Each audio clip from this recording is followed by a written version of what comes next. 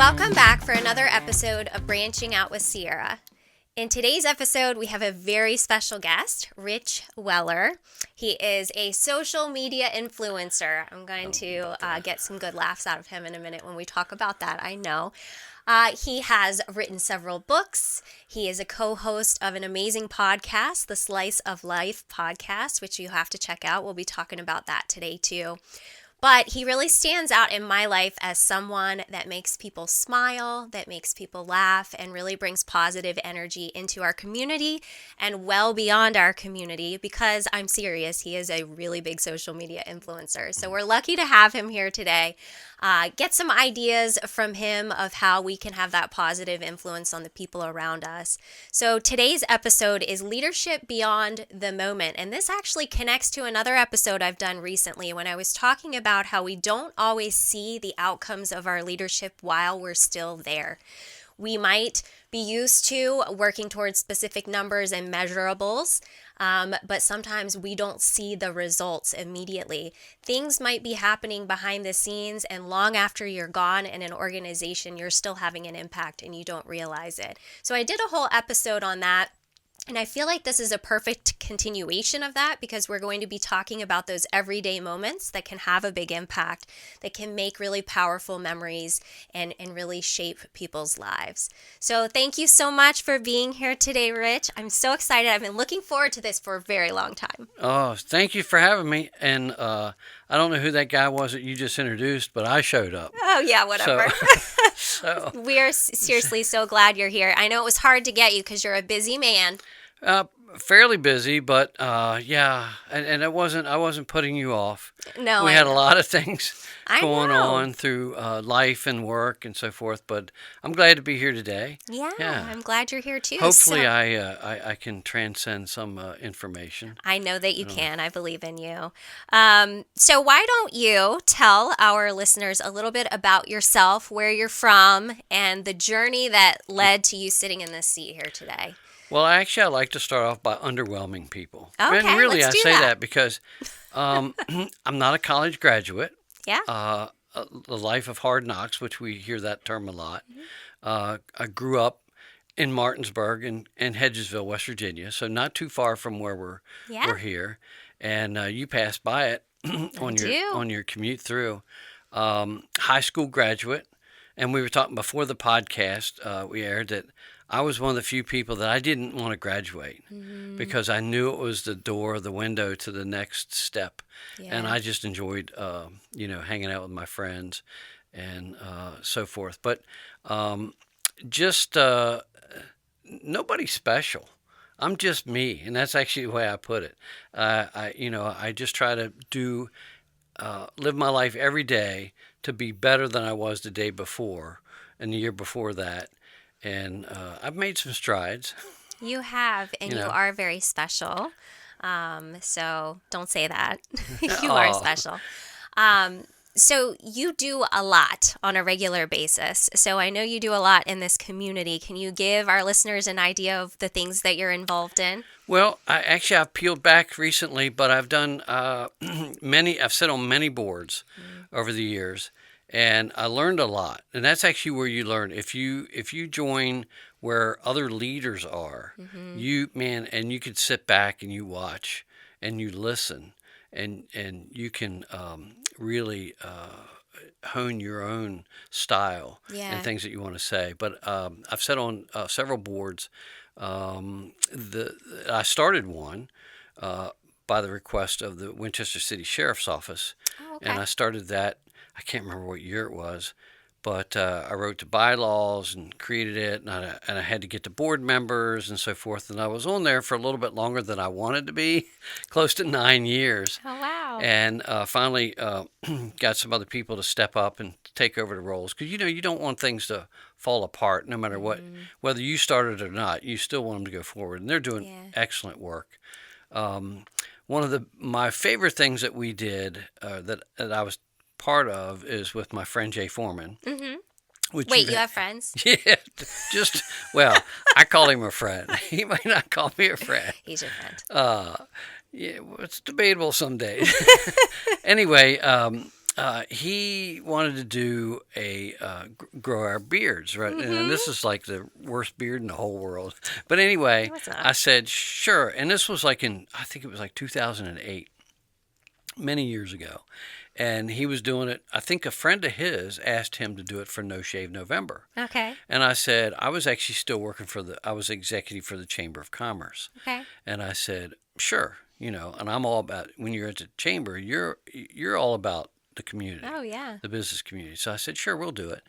Anyway, I said, hey, it was only a month. And then I said, why don't we do it next year and we just do it locally? Mm-hmm. And he said, yeah, that'd be fun. And, Jay's not shy. No. Matter of fact, sometimes he's really extroverted. I don't know if he was always that way. But anyway, he said, yeah, let's do it. And so word spread, and I was asking people, hey, you guys want to do this for us? And we picked, someone that we knew, which was Reed Daly, who was a little boy. I think he was 2 at the time or 3, and he had osteosarcoma, I think is how you say it. It was bone cancer, and he had to have his right arm removed at the bone socket. Anyway, we said, let's do this, and we were raising awareness for, cancer. Yeah. Not so much, we weren't doing it so much to raise money. We were bringing it to the front, and we were just having fun with it. We started off with the basic, hey, do a selfie, let's show our beard growth, and then we got into doing lip sync videos and just crazy stuff and the community got behind us. The newspaper wanted to do a story on us, and then we had at the time we had TV3 here locally, and we had WHAG TV come in, and they did stories on us. And you talk about being nervous. She's like, oh my gosh. It's like, I didn't even have a name for it, right? I said, and some people wanted to do interviews, and I know a couple interviews I couldn't make. So John Fox, I said, hey, John, he was part of the group, and I said, can you go do these interviews? And I think you know John. Yeah. Great speaking voice, and I think he has media background. Okay. Anyway, so he did them. And He said, he did a radio show or something. Yeah. I said, what are we going to call this? And I said, call it Weird Beards. So it was lame. I thought it was not lame at all. And then it was like, we did that for about 8 years. And people used to ask us, matter of fact, Jay said he had somebody ask him this past year if we were going to bring it back. And I kind of lost the flavor for what we were doing because we lost a friend that we were supporting, and I told everybody it just got a little too close for that one. And not that that's a bad thing, but I said I don't know. We raised a lot of money for a lot of different people. We did Katie's Comfort House. Oh wow! And great. we were having fun with it, and just to see the joy from other people, getting engaged and doing things. I was people doing lip sync contests that you wouldn't even think that would step out of their comfort zone. That doing it, it was amazing to see stuff that was taking place. And you were able to bring that out of people. That's amazing. Yeah, what well, you just do to ask. Yeah. So as I said, Rich is asking to do it, and I was like, why me asking is any different than anybody else? Yeah. I guess they see me as a little bit of a goof, so they say, well, if he can be a goof, I'll be one too. We're going to have a conversation here on this episode today about the way you talk about yourself, Rich Weller. You're putting yourself down. You're making comments about your beard, everything. Well, that's why you keep yourself in check. Yes, we'll keep you in check. I'll keep you in check. You keep me in check. Okay. Well, that's such a wonderful cause. I was trying to piece it all together. Will Lawrence, he was in the Weird Beards group, right? Yeah. If I'm not I'm probably mistaken, but it was either his father or grandfather, somebody had passed away, and he Oh. wanted to take part, and he actually grew his beard for an entire year. Yeah, he had a beast of a beard. I Yeah, remember and I was because like, he went through I think he went through at the time when I facilitated the community leadership program for the chamber. I think he was in that cohort. And the first time I met him, I'm pretty sure, is when he had a really big beard. yeah. And so then when it was gone, I was like, who is this man? He doesn't even look the same. No, I saw him recently. He grew his beard back. He's grown it back. And I asked him. I said, "Oh, nobody's feeling bad or anything," and he just Aw. laughed. But that's our sense of humor. Yeah. So I'm going to flip it a little bit, Ken. Oh, So you didn't no! know, yeah. So you were you did the community leadership program. Yes. Awesome. I didn't know that. Yeah, I facilitated. Well, I don't know if you know how much I do with like DISC communication styles and stuff. Yeah. So I did a day that was all on DISC, Right. teaching people communication styles. I did DISC assessments on everybody. So what I had been doing was the kickoff session and then the simulated society at the end, SimSoc. which SimSoc is when I first started to build a relationship with Seth Thatcher because he was Okay. in one of my cohorts, and I remember we connected on that day. He had a rough day that day. That society didn't go very well, and I remember him sitting there with a scowl on his face and his handkerchief on backwards. I'm pretty sure I have some pictures of him and his attitude at the end of that day because it didn't go well. But I feel like we connected over that, and so it's funny how our circle came together over time. Well, other reason when you said that, I actually did the program, but I did one of the initial programs. Okay. I've done it twice, but not here. I did one in Loudoun County, Washington, D.C. Oh, okay. And they said I cheated when we did SimSoc. Oh, And I don't why? remember the whole details. Mm-hmm. Going back to the reason I brought that is because, being an executive at the chamber, Yeah. that was a big part of what we did. And I love that program. Yeah, it's an because amazing you program. get to learn so much about your community. Mm-hmm. It's unbelievable. Even if you've been here your whole life, you learn so much about the community. Oh, absolutely. Like you think you know so much about it, but when you get exposed to all the different areas of the community, like industries that you don't even think about, what it takes to make the community run. Yeah, I think it's amazing. It is. So you want to know how I cheated? Yeah, I want to know. Tell me. That's what they Why said. do I feel like I'm wa- not surprised by you cheating? So What did you do? I didn't actually. I'm not a bleeding heart, but I do have a lot of empathy and so forth. And we Yes. had to do, which I think it's still part of the program. Wait, So- hold on, pause. Are we going to mess it up for anyone?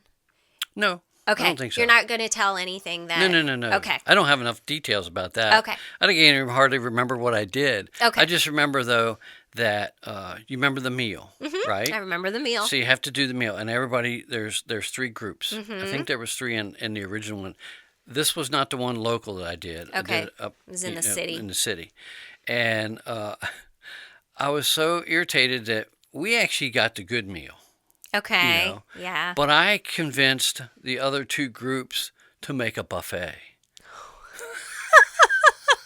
Well, what's wrong with that? I didn't think if there it was anything wasn't in wrong the with it. rules.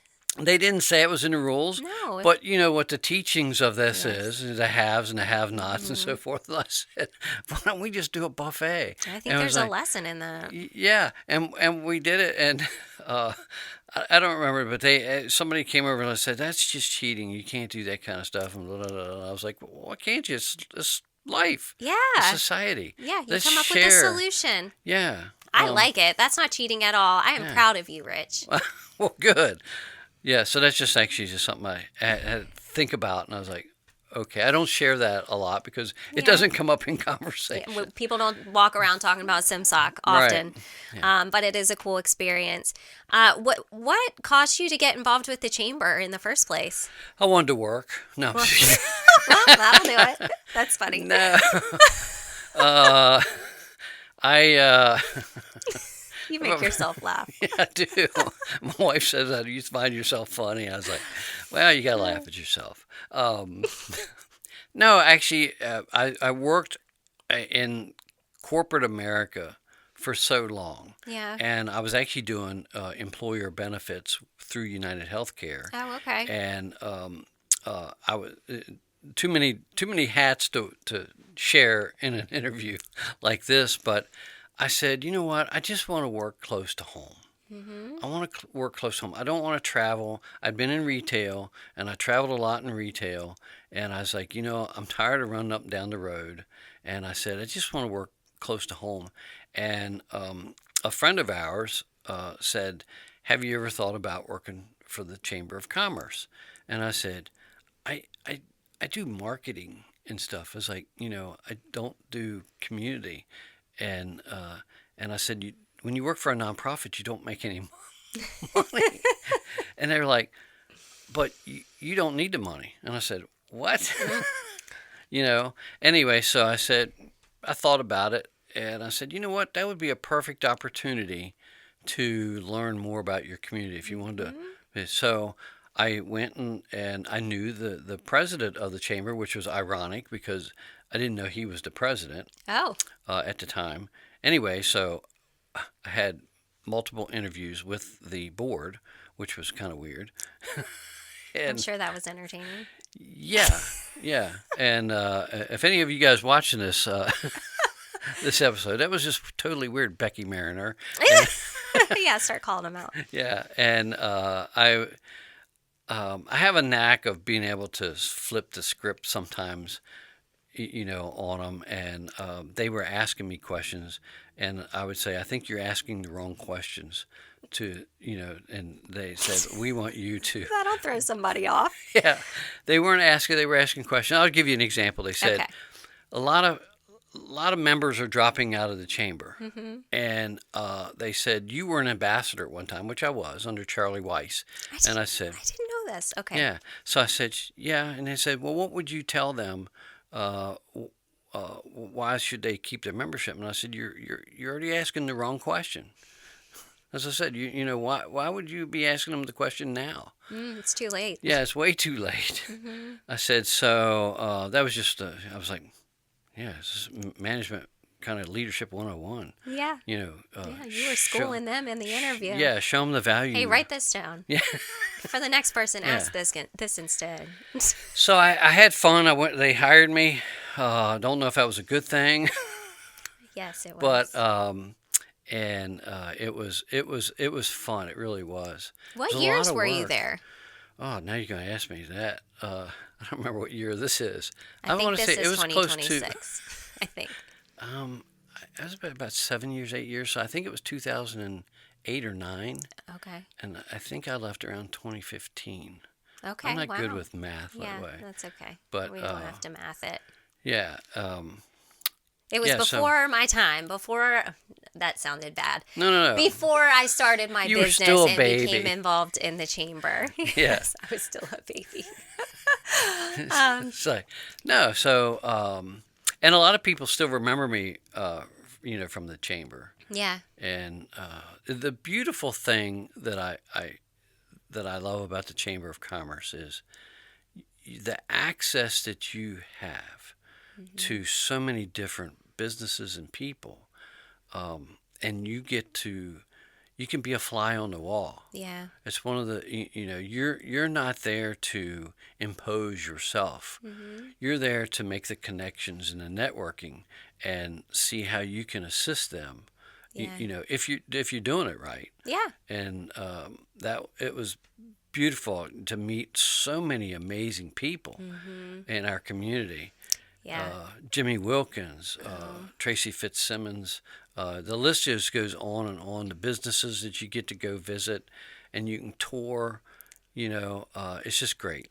Yeah, I don't know if you knew this, but when I first started my business, my first office, I rented from the chamber when they were on Loudon Street. So, oh, really? Yes. So when you first go in the door, that office on the left. That was my office. Oh, we've shared an office. Yeah, and now we're sharing your podcast studio. How cool. Yeah, so that's where I got started. I rented from them. And it was interesting because I was right at the front door. So when people came in, they assumed I was the receptionist. So I got to connect with each person when they came in. It was a really quick way to get to know people. But it was also during COVID, so there weren't as many people coming in. Not as many. But yeah, that's really cool. I didn't even think about the fact that you were probably right there. My energy had subsided. Either, There was and always this hopefully the weird odor. energy in that office. I couldn't figure it out. Yeah, and that building. They hate to say that, but the building has got some spirits and activities, and but I used to come in through the basement. And I Okay. don't know if Yes. you've been down there, but I don't know if you came. But you park around the back and you come up through the basement. And I got there real early one morning, and usually it was Randy Collins and myself. We'd get there really early. I got there at like 7 o'clock one morning, and the chamber didn't open until 9. But I think we were prepping for an event or whatever. So I come up, I go, and I sit at my desk, and you remember how that room is set up, so you really can't see the stairs. No. Where I had my desk. Anyway, I heard footsteps coming down the hallway, and up the steps they go. And I said, "Good morning." I thought it was Randy, and then up the steps and over to the main office up there. And I said, well, "That was weird. He didn't even say good morning, whatever." So I said, "Well, let me see if everything's okay." And I walk upstairs and there's nobody. And that happened more than on one occasion. But I wasn't a big. So you know who that was? No. Was it you? No, this is totally going to throw you off. Okay, so this is why being in that room was so special for me. So you know how if you open that door that's in the office across the hall, you can go into the church? Yes, right. Mm-hmm. My great grandfather passed away singing in that church choir. Oh. And the house that was right next to the chamber, and they basically almost shared a wall. Yes. They were so close. My great-great-grandfather came from County Cork, Ireland, and he built that house. That's where he lived, awesome. and he passed away in that house. Oh, so it was either my great-grandfather walking up the steps or my great-great-grandfather hanging out in there. So you've been hanging out with my family spirits. Yeah. No, that's good to know. Well, they weren't malevolent or anything like that. Okay. They were Good to know. Good to know. Yeah. But we had the church too. Just Yeah. that used to be an event center for a Okay. short period of time, and we would hold meetings and so forth over there, and you could hear people walking in the balcony. Oh, wow. After everybody's Yeah. gone. It's just a cool building, and I don't know how old it is. So when did you know Don't anything? ask me a year. If my father listens to this and I don't know the year, I'm in so much trouble. Don't get me in Dad. trouble. She doesn't know. I have no idea. No. I'll report back on that later when I have facts. I was like, you're gonna ask me a name, and I don't know that either right now. Oh, it's okay. It's Friday afternoon. You know how it goes. It is it's a historical property. It is. It is. Yeah. And you mentioned the ambassador program. That's what I was so passionate about building post-COVID. So I became the chair of the ambassador program post-COVID, you. got it going again, had some amazing co-chairs, just passed the baton on that January of this year. They're doing a great job. I'm traveling too much. So Mario and Stephanie are taking that on as co-chairs. But the ambassador program allowed me to get out in the community and, connect with businesses that were members, and, I'm not selling anything, getting to know you and how you can use your membership more effectively. Like, are you tapping into it or not? So that was cool that you were an ambassador back in the day too. Yeah, I think I don't remember what year Charlie Weiss had started it, but I was one of the original ambassadors, and we didn't know what we were doing. Yeah. I don't think Charlie even didn't know what we were doing. You get to make it up as you go. Yeah, we kind of did, but it was fun. And the best thing that of course, it was kind of selfish in a way when you join it. It's like, oh, you mean I can be in all the ribbon cutting pictures? Oh. So people are like recognizing, oh, I've seen you in the ribbon cutting pictures and so forth. And then you're like, well, hey, okay. Wasn't it. I see it as it's a very special day, and they remember who showed up for them on that day. That's right. That's one way to do it. No, Or you can could just be in the picture. Rich was in that picture.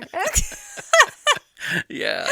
Oh my goodness. Truth comes out. They'll come back later on, like 100 years from now. Who's that guy? He's in all the ribbon cutting pictures. We don't know. He just showed up. I love it. Well, I think that's awesome. I love the chamber. That's one of the first things that I did when I started my business was to join the chamber, Top of Virginia Regional Chamber, and then I joined a bunch of others. So when we did the Tri-State Leadership Summit last year, it was great to have 5 chambers from different states sponsor. That's awesome. And be a part of it, really bringing the region together. Okay, I want to switch gears. Yeah. So we're gathered here today to talk about Just a funeral or a wedding? Yeah, something.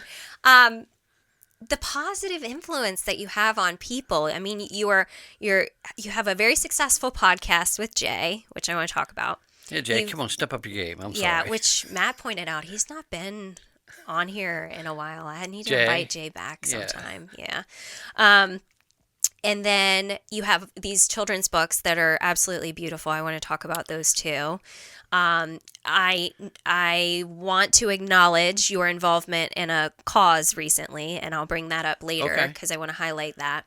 But all of these things that you do, why do you do them? Because if you have the time and the energy, give back. Okay. That's the short of the answer. What if you don't have the time and the energy? You should give back anyway, right? Yes, you should find a way. Okay. Find a way to give back. The world is just bigger than one. Mm-hmm. And like I say, I'm not a bleeding heart, but there's so many people out there that need direction, need help. They want support. And of course, my business name is Elevate Media.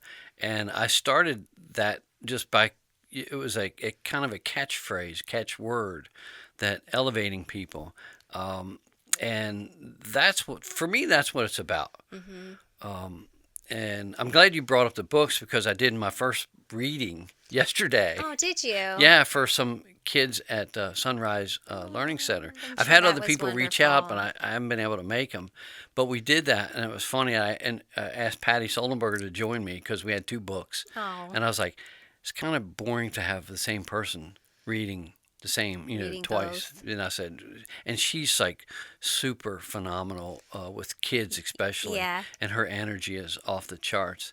Anyway, but to see those kids, they were attentive and listening. That had to be a special moment for you. The funny thing was, one of the teachers, while I was reading one of the books, one of the teachers says, "Can you go down to Capitol Hill and read these books?" And I said, I think it's a little too late for those folks. That's why we're starting here. We're starting early. Yeah. We want to plant these seeds now. Yeah.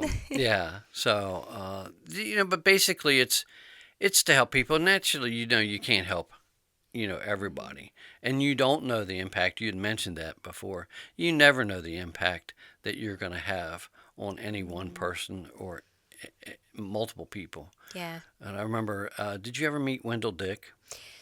No, but he was friends with my grandfather. Yeah, so awesome individual.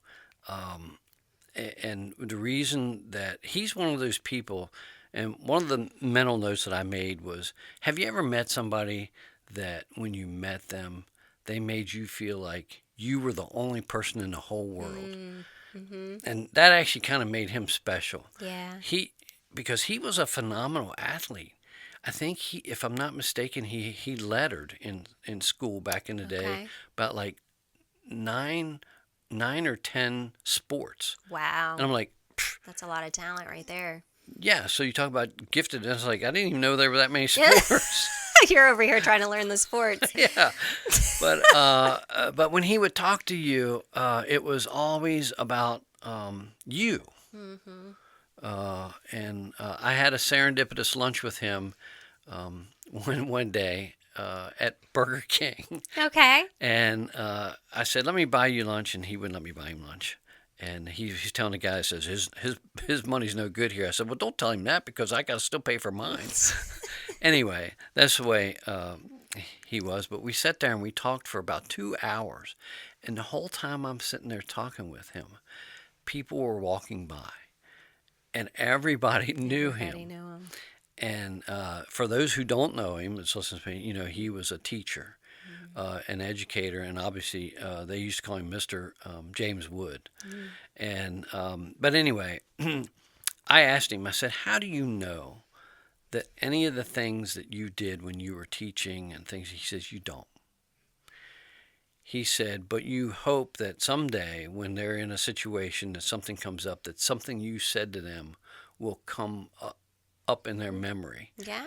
And go, Mr. Dick wouldn't approve of that. Yeah. That's actually what he said. This is on your shoulder. Yeah. So, that's it. I don't know if I answered that question or not. You did, and that's a great explanation. I said that this episode was called Leadership Beyond the Moment. What does that mean to you when I say that? Leadership beyond the moment. Jeez.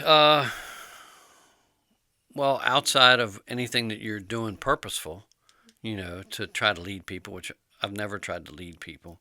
I really haven't. You just do it naturally. I just tried to. This coming from I've had many great mentors in my life, and of course, everybody that I talk to, and if anything you follow me on social media, I give a lot of to my grandfather, and he didn't really teach you lessons. He didn't sit down and talk to you.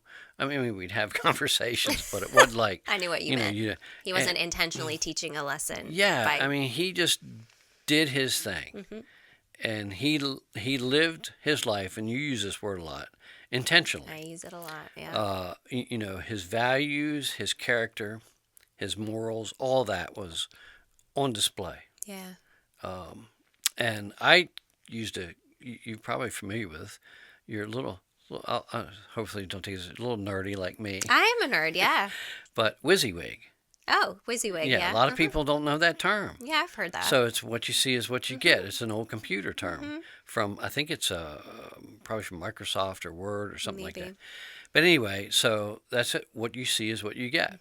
And that's kind of the way I try to be. Now, this is a slightly different version at home, but for the most part, it's still the same. Yeah. My wife would probably share some things like, I think we get a glimpse inside your home from time to time if we watch your social media. I think we have an idea of what things might be like there.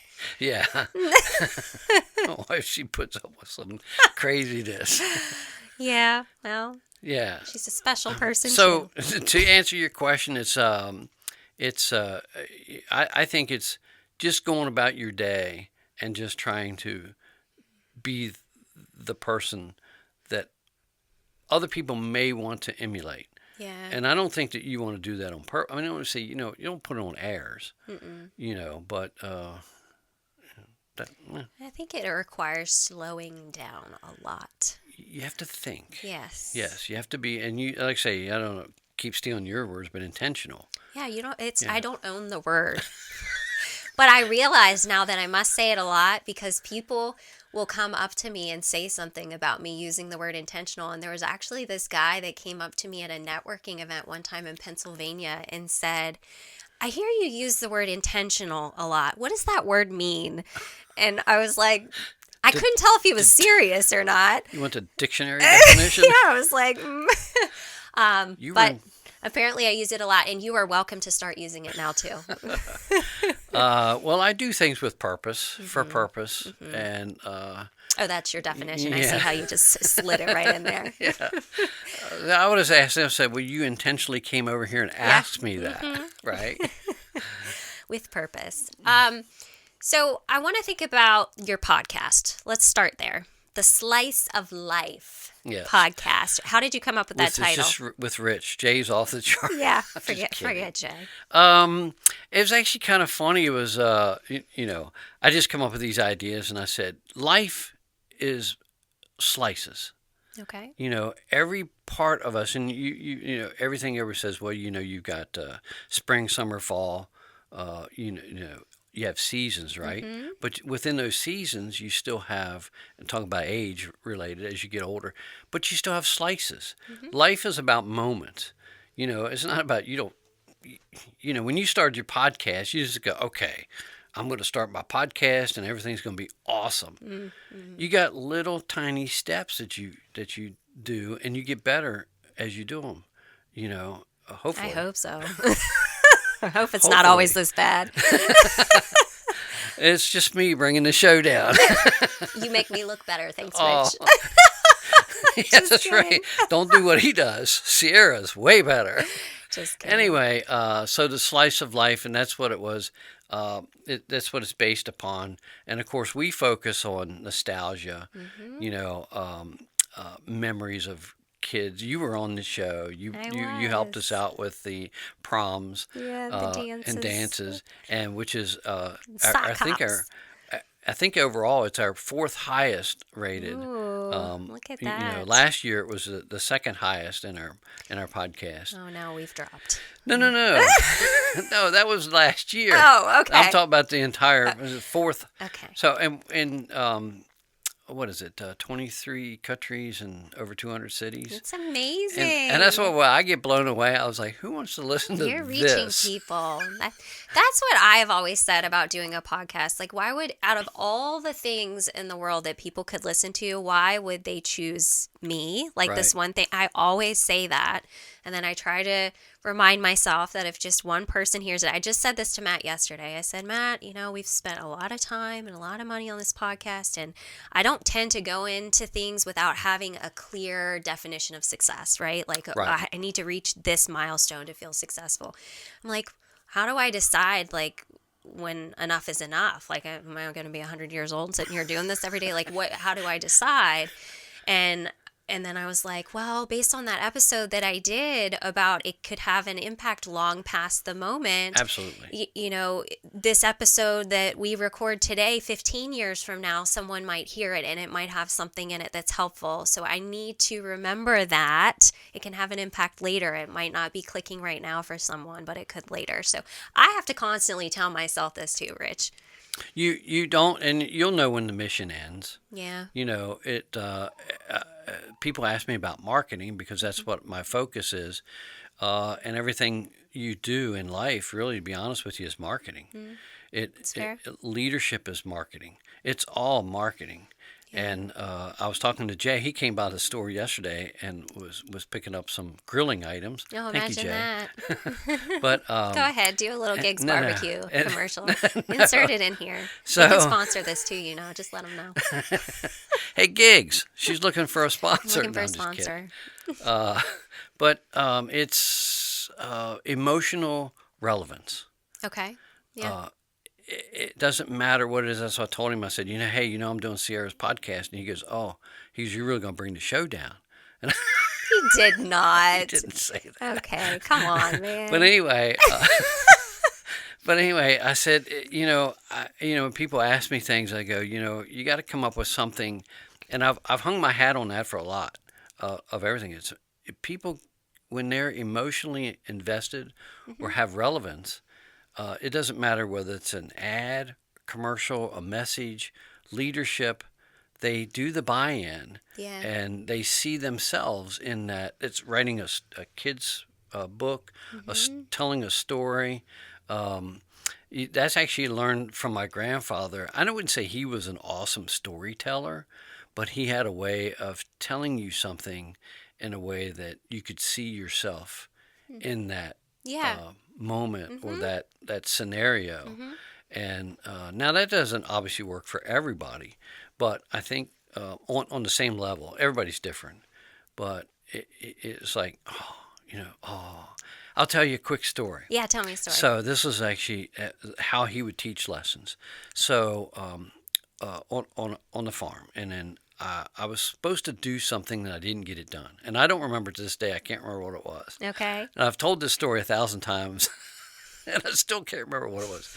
But, when you live on a farm, you have to get things done. Yeah. And if you don't get them done, I played baseball. And I like to think that I was a good athlete, and I have friends that said, oh, yeah, you were really good. I was like, anyway, so I was supposed to pitch. But I wasn't a starting pitcher. You're like 12 or 13 years old. So how good can you really be?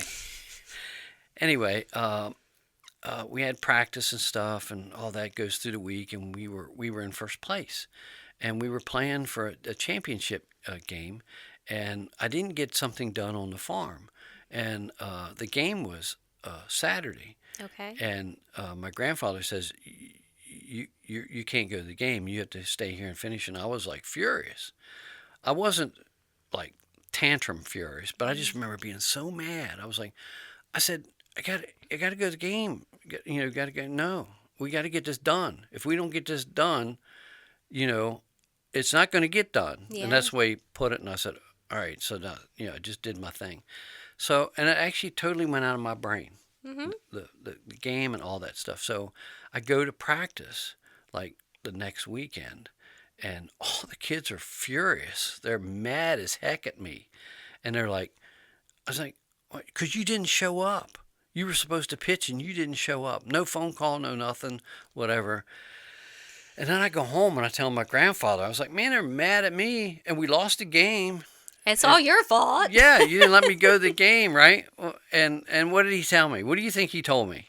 What? I'm not going to answer it. He said, this is a learning message for you that says your actions are bigger than you. Yeah, they impact everybody else. They impact a lot of different things. Had I let you go to the game, you may have won or you may not have. But we wouldn't have gotten this done. Yeah. And we would have been so far behind on this and so forth. So I was like, lesson. Naturally, at that point in time, I wasn't, I didn't put all those pieces together. Yeah. It took me probably... You got that last week. Last week. Just yesterday. Just clicked. But that's actually, the way he would... It's a great example of teaching those lessons through, and now you're teaching lessons through the stories you tell, through social media, through literal children's stories, right? Yes. You're teaching lessons, so it's a great way to get the message across, and I can see the emotional connection. I was going to ask you, like, as you guys go through your memories, the many memories you have on the Slice of Life podcast, why you think those memories stick out to you so much. Do you think it's the emotional connection to the things that happened? Absolutely. Yeah. I think we're all wired that way. Yeah. Whether they're good or they're bad. Yeah. People want to remember the good, and sometimes they'll confuse, and I've done it too, confused something that may have not been as pleasant, but I always try to make a good outcome of it. But yes, I think that's what it is. It's so, in your working world, same thing. Everything we do, we want to go to the good.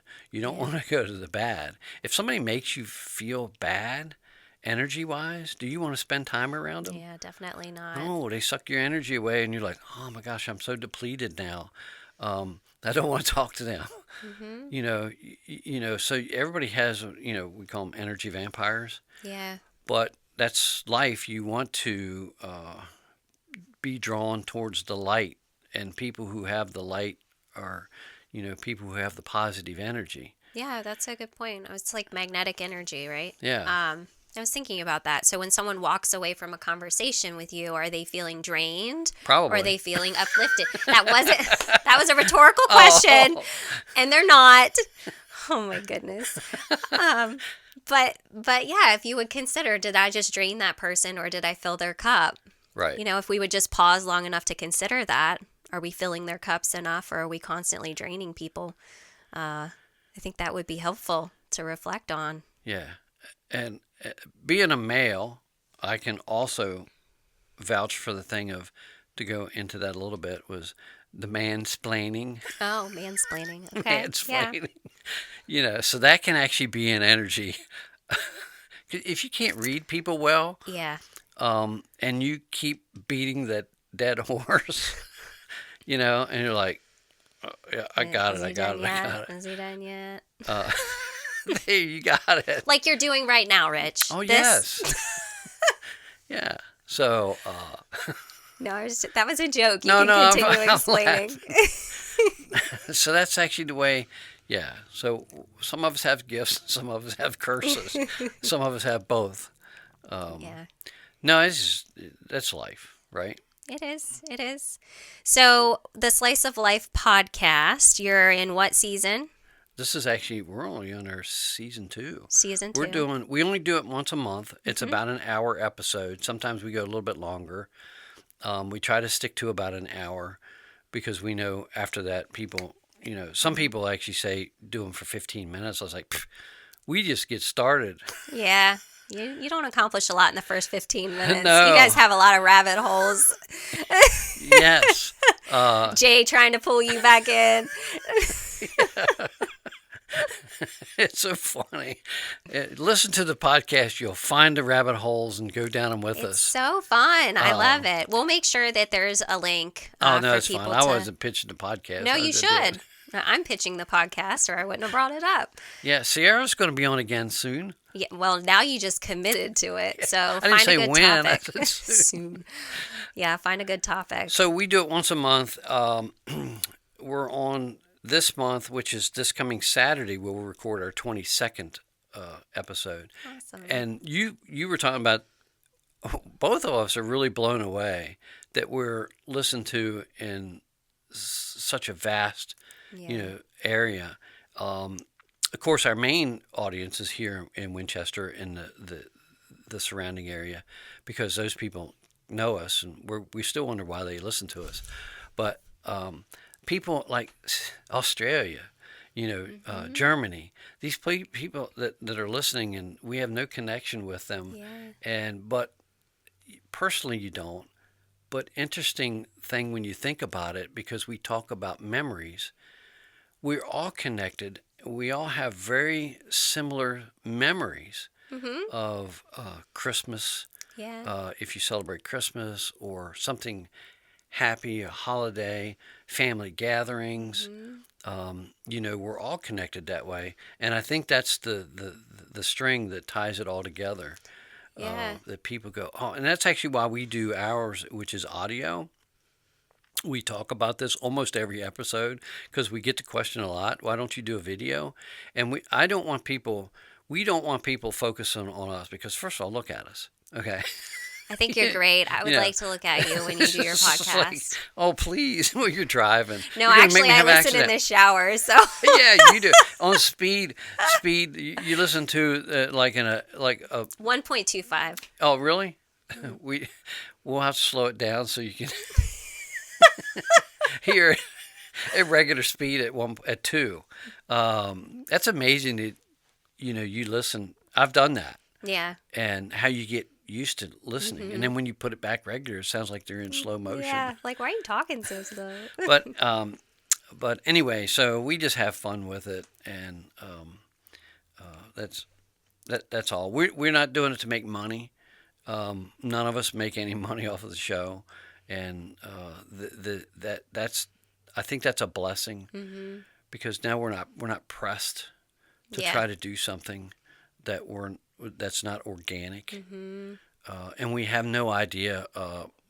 We usually find out I'll send Jay a message, or vice versa. Like, he sent me a message and said, "What are we going to talk about?" And I said, "I don't know. What do you want to talk about?" So we don't know what we're going to talk about on Saturday. Oh, that's tomorrow. No, next Saturday. Oh, okay. Next 21st. I was like, I know you guys like winging it and all, but we have actually done those show up and go, what are we going to talk about? And then just start talking Yeah. about something. but that's so authentically you guys, though. That's your personalities. You could just talk about anything together. For me, I can't do that. Well, no, you can. You do really well with it. Was that a eh or a meh? Meh. I try. Honestly, that's why I started the podcast, Rich, was to get practice with that, because everything in my life, I've been so analytical, Linear. process-driven, rehearsed, and it's forced me to do things impromptu and be able to have a conversation and not worry about those questions that I told you I might ask. Right. You know what I mean?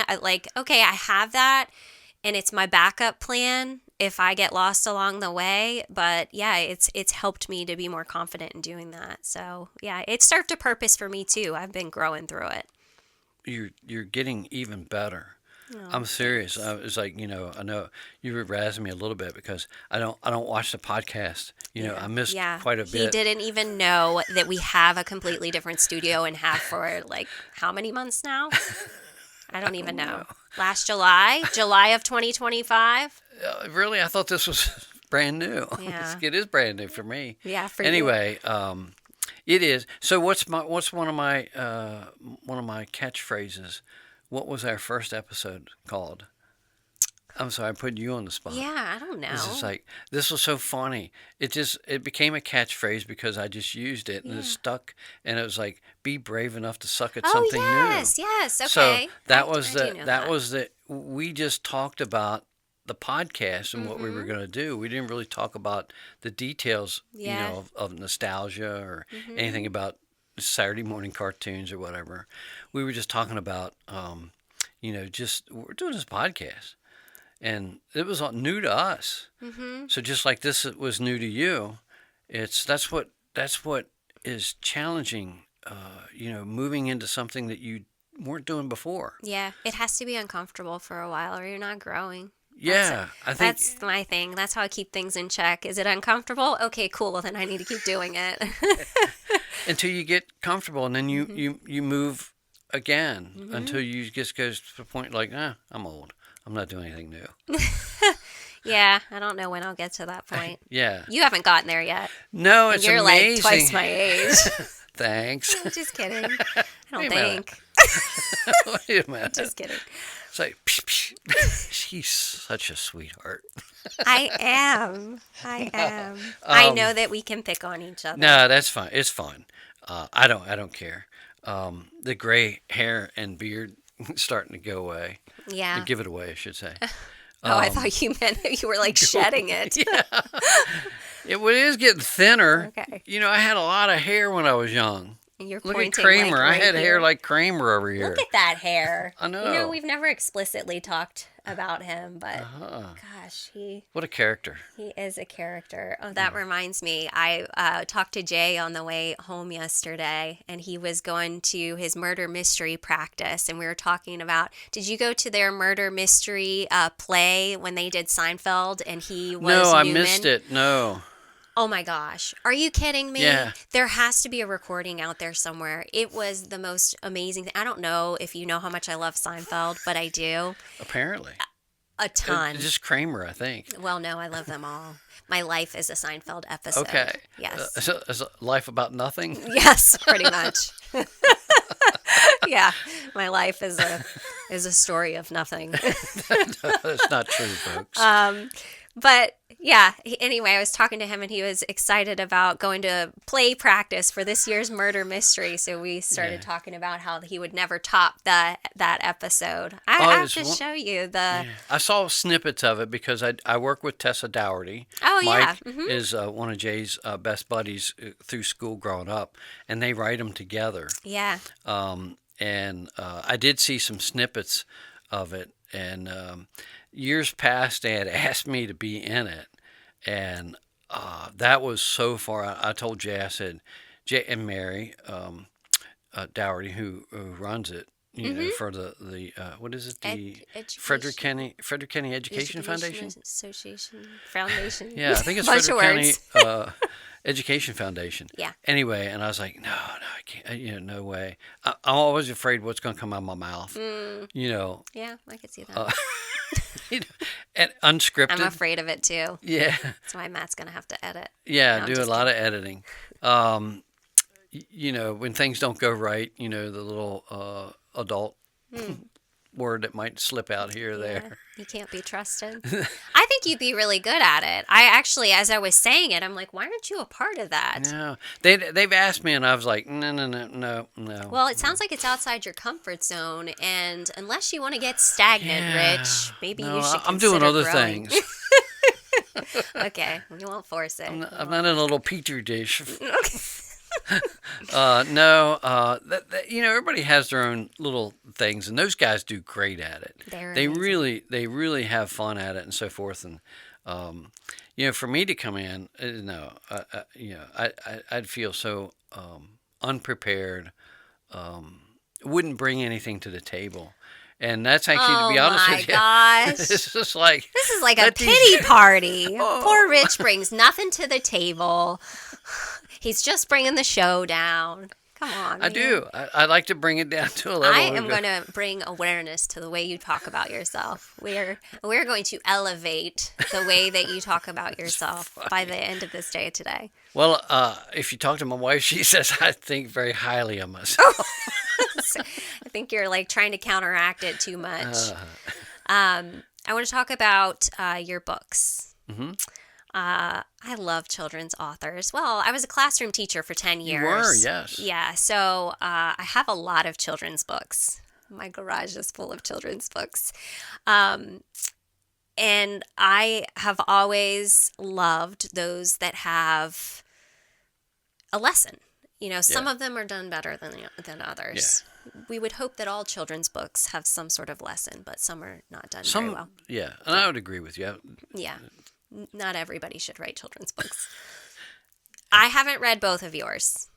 I'm going to get the name wrong.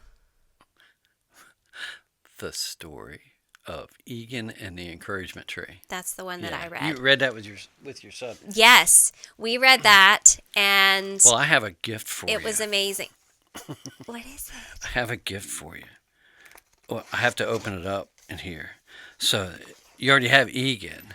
So I brought you. Did you bring Maya's magic words? I did. Oh, thank you so much, Rich. I'm so excited. Thank you. Yeah, so that's actually the prequel. Sorry, I circumvented your... No, it's okay. I can't wait to dive in. That's actually the prequel to Egan and the Encouragement Tree. Okay. I started writing this, and it's kind of funny. Everybody that I've talked to start their stories differently. Mm-hmm. Mine started with the title. Okay. But I kind of knew what the theme was going to be. Mm-hmm. I just didn't have the story yet. And then it was Maya's Magic Words, and I said, "Oh, I just love that." And I think there's a couple other books out there that are under that title. Right. And I don't know if they're the same type theme or whatever. Yeah, you'll have to read them and see. But so I started writing it, and then I was about, really, just to be honest, a couple paragraphs in, and I said, Egan, right? He just popped into my head out of nowhere. And then I said, I got to write this. And I don't know if you're like me, but most people are not like me.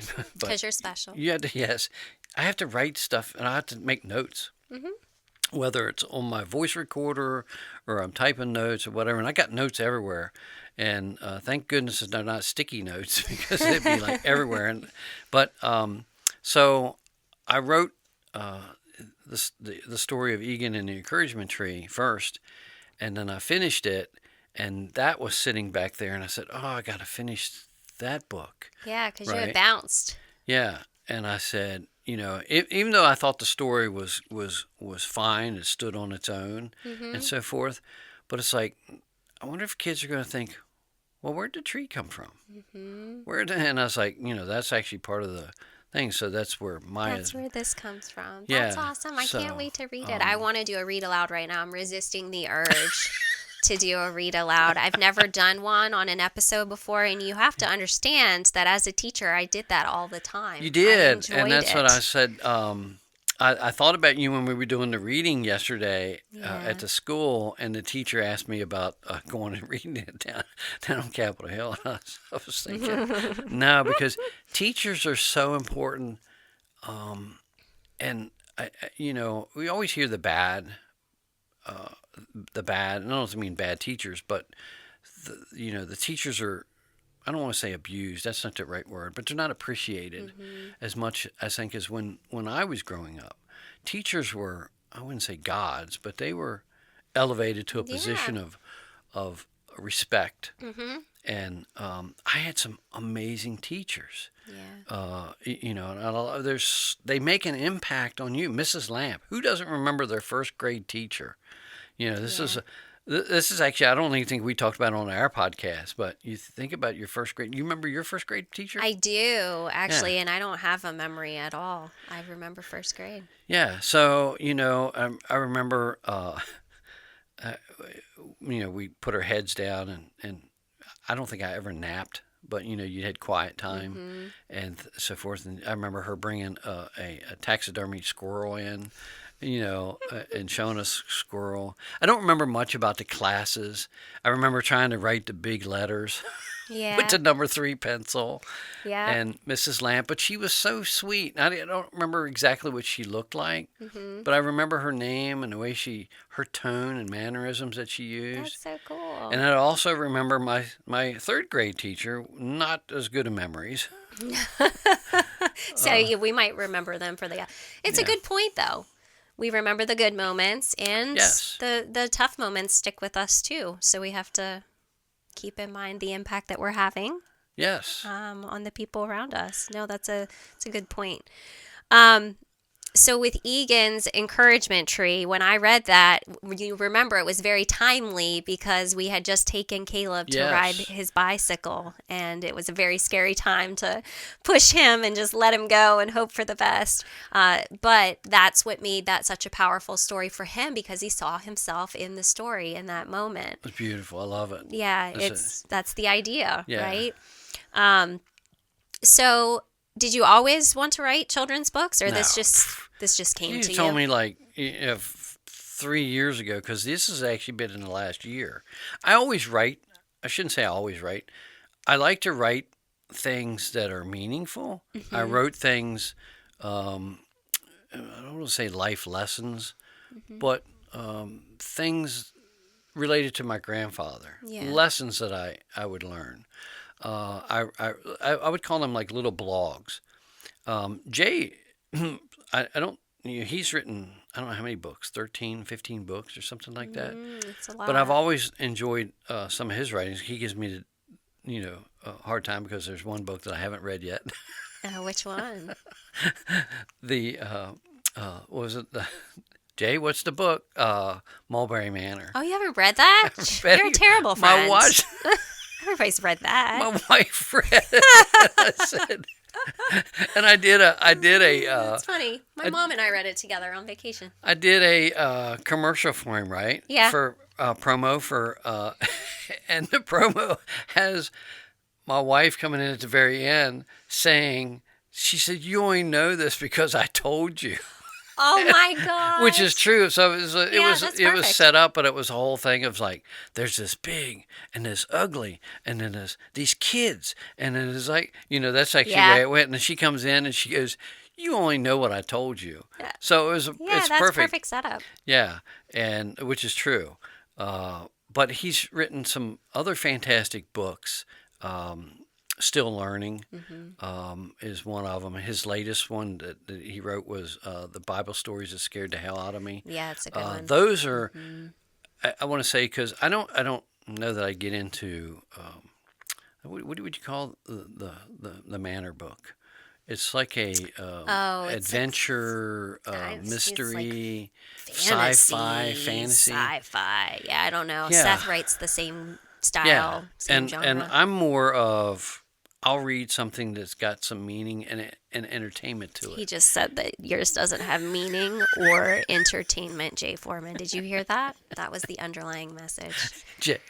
Entertain me with real life. No, and he does, and it's good.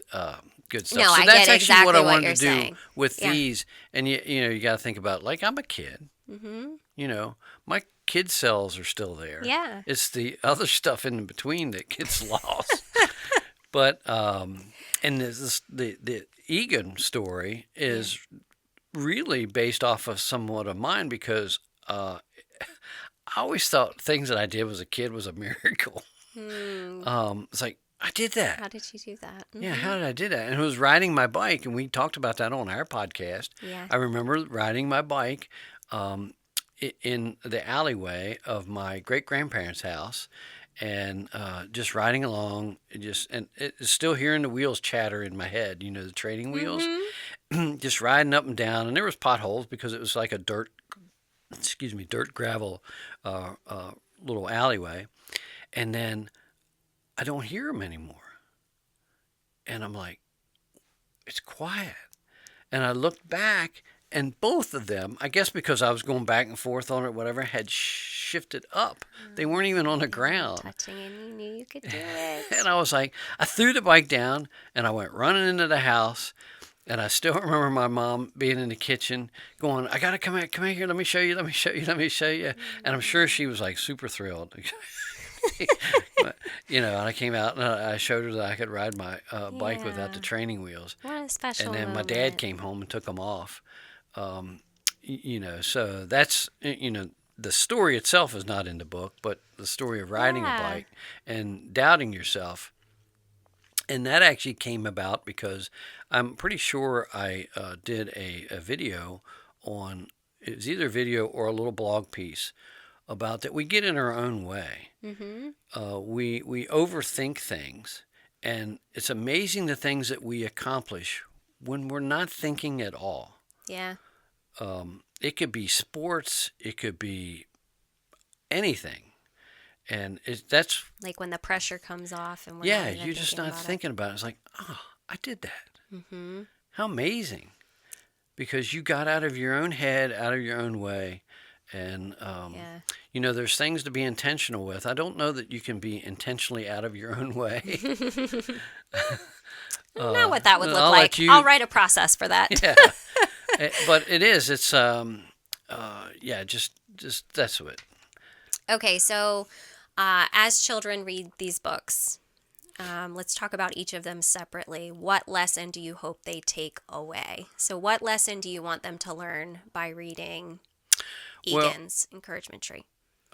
They're both kind of similar in the sense, but I want them to think about their words matter Okay. and empathy. And I use the word bleeding heart because you don't have to have a bleeding heart to have empathy. Correct. There's a different level there, but you don't. So it's encouraging others. It's okay to fail.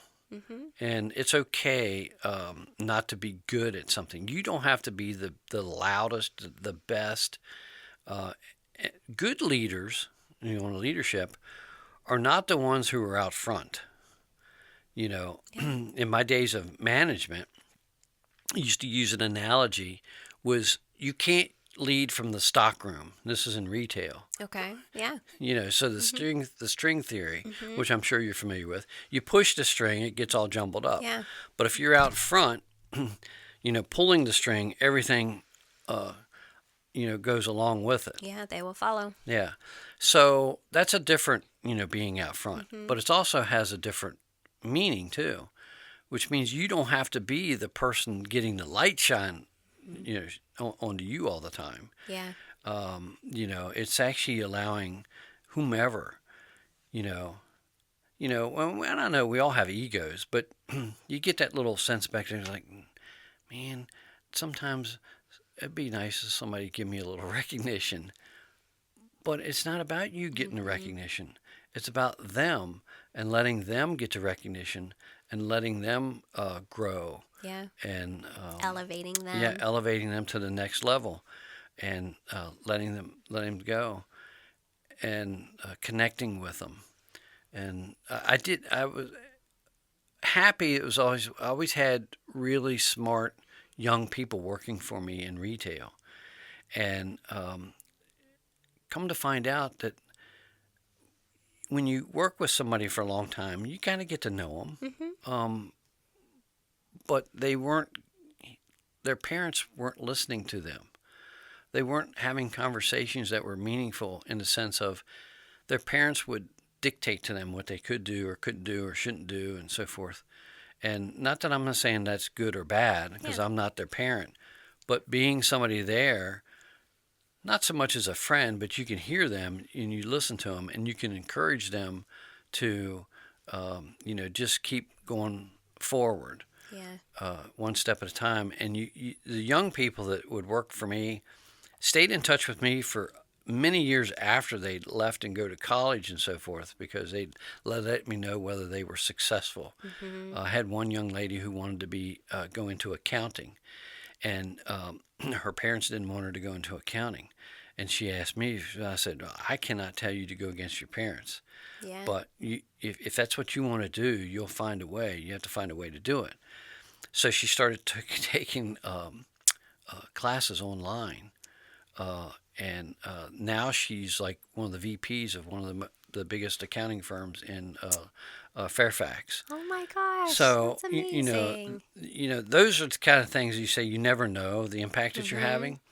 Now I'm sure that the pieces of the puzzle that I'm missing are the conversations that she had at home, and I'm fine with that. But also knowing that, hey, you encouraged her to say you'll find a way. Yeah. Not telling her to go do it, but if that's what you want to do, you know, You'll make it happen. yeah, well, you usually find a way. And if you don't, it's because I don't know. Then you didn't want it bad enough. Kind of, But there's things that happen to get in your way too. Yeah. That are somewhat not intentional, but Unexpected stuff. Yeah, unexpected life happens, and you just can't move forward. How many people say, "Oh, my dream died," because life happened? But Well, that encouragement piece that you're talking about, I was just thinking about the internal narrative that we tell ourselves. Like, what do you say about yourself? That's why I keep picking on you about what you say about yourself, because I know you're joking, right? Right. But does your brain know you're joking? And do you start You're to absolutely believe right. some of those things? And so as you're encouraging this individual or whoever it may be, they're starting to believe in themselves and that they can make these things happen for themselves if you're providing that encouragement that they might not be getting elsewhere. So I was just considering, how our voice inside our heads are talking to us and telling us things all the time too. And we can really impact the story others are telling themselves about themselves. Does that make sense? Yeah, 100%. Yeah, 1,000%. Because it is your actions, everything that you do. Your brain is paying attention. And I do. I say things, and I think I don't want to say I think highly of myself, but I think well enough of myself that I know I can accomplish whatever it is that I want to do. Good. You keep saying that. I can do it. I can do it. I can do it. I know. But then there's some things that I don't want to do, Yeah. just because it's just not on my radar to do it, like writing these books. That wasn't anything that I had on Yeah. the radar. But it is. You have to tell yourself that you're better, or you can be better. Nobody picks up a microphone and starts talking. And what was your reaction the first time you heard your voice? Oh, I don't like it at Yeah. all. I'm like, we hear ourselves in our heads differently than what others. And I always say, really, when I worked at the chamber, somebody came in and said, "Oh, I loved your narration of the Big Apple," or we had the Big Apples around the community, Yeah. and we had an apple tour. Yeah. And they were on a CD, and you put it in your car, and you would drive around like Oh, they do the that's battle cool. scene, right? Yeah. The battle fields, and they tell you, and I said, "What?" And so I said, "Oh, that was so awesome! You did such an amazing job." And I said, "I didn't do that." I didn't, and I didn't. Hopefully, I don't know who's got one of those CDs. I'd love to listen to it. Yeah. But Interesting. and then I got to thinking, well, I must not sound that doofus anyway. No, And you don't sound like a doofus. I've actually had people tell me that said, "Oh, we love you have a soothing voice." You do. And I think it comes from your tone. Naturally, I don't speak perfect English. I like it that way. And I use my own phrasing because you got to keep it authentic. But nobody really likes to hear this. And I even get it today. Like today, I was on the phone with somebody, and you get the feedback where you hear yourself in a delayed response, and like, What is that? That's terrible. Do I sound like that? yeah, and you're like, sure. Yeah, it's painful. Yeah. It immediately sets me off. Yeah, I was like, can I call you back when I don't hear myself? Which is interesting here because you don't wear headphones. When we do the podcast, I wear headphones. Oh, yeah, no. Whew, that would be bad for me. And that way, because I can hear Jay, or like when you called in, then I can hear Yeah. the person calling in. And that's a plus because Here you have somebody on the outside monitoring the same, but I've had our podcaster go out. Oh, And you without wouldn't the have known headphones, it. I'd be like, oh, we just recorded an hour worth of nothing. Yeah. I did that before a couple of times and did cry afterwards. Yeah, Oh, you it didn't was cry. rough because, put all this energy into it. And I was like, I can't authentically do the same episode again. Right. It won't be the same. It's rehearsed It's a then. remake, Yeah. So you said something about tone because we've talked about the words that we use, right? But I feel like tone is a separate conversation. So when you think of an effective leader, how would you describe their tone? Well, I'd have to go again. A lot of things go back to my grandfather, but no yelling. Obviously, you want to yell sometimes, but it's the caring nature in the voice. They're nurturing. I like that. Teachers have usually a good way of doing it, and that's why I say when I do the readings with the kids and so forth, I'm pleasant with the kids, but Patty, it seems I don't know if it's female related, but my wife connect better with children Yeah. in a on a different level. That's probably. Mother, type thing. So, I know skill sets and capabilities and pick up. So, I'm perfectly fine. Jay is He's a great female. phenomenal. Yeah, he is. You're a great, so he connects with the kids because he's a big kid. And I've And I'm seen, sure you do too, Rich. well, it on a different level. It's different. You have to figure out because I haven't done enough practice to, of course, my grandkids. I remember playing dolls with them, and they'd have the little Barbie dolls, and I'm doing the voices and stuff, and they're looking at me while I'm doing the voices. Oh my goodness. Like, hi, Ken. Please continue. Keep going. Don't stop now. And it's so funny to I remember them looking at me like either was what is wrong with you or Or I have the coolest guy in my life. yeah. It's just it's fun. Kids are fun. They are fun. Yeah. I like that you said that for the tone, it's, what did you say? It wasn't that it was soothing. It was Nurturing. Nurturing. Yeah. Yeah. Because there is something about that. It's like it tells you I'm coming alongside you. I'm here to Right. support you rather than I'm going to push or pull you, but I'm here with you and we're going to do this together. There is a way you can deliver things with your voice that sounds That like goes back we're to on your level. yes, the best leaders have that. And I'm not saying I'm a best leader, but I'm just saying there's so many people that come along in your life that you don't feel attacked. You don't feel. Yeah. Here's a good one. Yeah, have you ever done? I don't know if anybody's ever done this or they still do these one-on-ones. Do you remember one-on-ones? What do you mean? Do you remember one-on-ones? One-on-ones in work, not one-on-ones on a podcast, but one-on-ones at work where you have to sit down with somebody and talk about the last week or the last month. Oh, yeah, that's normal. Yeah, that's still a thing. Well, I haven't been in that corporate side of the world. Okay. But I remember I hated doing them and I hated being part of them as on the flip side. Yeah. But And- wait, why? Why did you not like it? That's where I'm going in. Okay. So I had a manager, and she was much younger. She's about much younger than you, and I had way more management experience, but I wasn't in management at the time. This was in the insurance world, and we used to do one-on-ones. Like, oh man, I hate one-on-ones. I hate them. Anyway, so she called me into the office, and we had a great relationship, really was. And she says, we're going to start doing one-on-ones again. And I was like, oh, I said, and she says, but these are voluntary. If you don't want to do them, we don't have to do them because they're for you. And I was like, that is freaking brilliant. Yeah. Because what did she just do? Yeah. Well, she flipped the script on you. Yes. It's just like, it wasn't about your performance. It wasn't about, did you do your job? It's for you. Yeah, it's for you. And from that moment on, It was more of about a relationship.